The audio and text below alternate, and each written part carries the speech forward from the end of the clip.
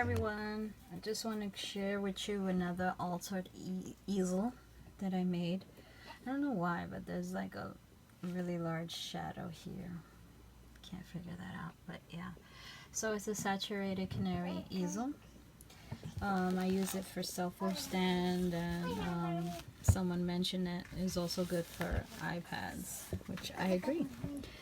So this is what she looks like, and you have some doilies, some wild orchid craft, roses and rosebuds. These I have at my store, as well as this trim.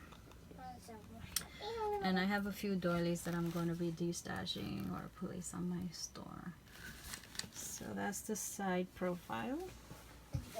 And let me know what you guys think. And thanks for watching.